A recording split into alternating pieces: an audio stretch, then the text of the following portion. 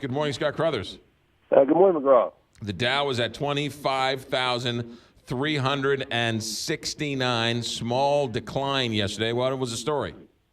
You're right. Yesterday, the Dow was down 17 points, closed at 25,369 after being down over 120 points early in the day.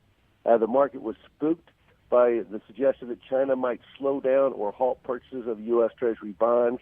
Utilities and real estate sold off the most, but losses were minimal. The yield on the 10-year U.S. Treasury rose to 2.55%. All right, yeah, let's talk about that China thing. They're now what? They're the largest holder of government debt? Yes, China makes a lot of headlines about being the largest foreign holder of our debt, and that is true. They own about $1.24 trillion of our debt, followed by Japan at $1.1 trillion.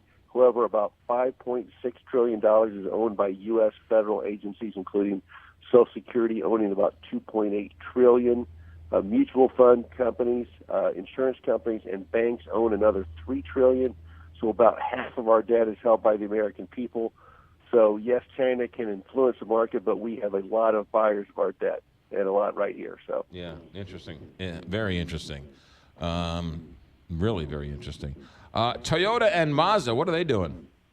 Now, the Toyota and Mazda, they're going to build a factory in Alabama, and when it's complete, foreign car makers will probably produce more cars in America than their American counterparts. In the first 3 months of last year, U.S. automakers outproduced their foreign rivals by about 100,000 cars and trucks. In the first 3 months of this year, it's expected to equal production between the two. And after that, it looks like they will outproduce their American counterparts. This is truly a changing landscape for automakers here in the U.S. Yeah, it is really interesting. So a foreign car is a domestic car, and a domestic car is a foreign car. Yeah, exactly. It's kind of crazy to think that more foreign cars will be produced domestically, right, than American cars. Yeah, but that's also sort of, there's also a lot of, we assemble some here, some over there. We get parts from over here and there. So it's sort of assembled all over the world. Yes, it's kind of a whole world economy. Right, yeah.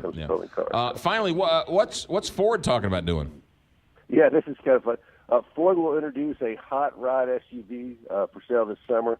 The Ford Edge ST SUV will have 335 horsepower from a twin-turbo V6. It will have a track-tested suspension, race-ready seats. From the outside, it'll have black gloss honeycomb grille with 21-inch black rims with big red brake calipers showing through.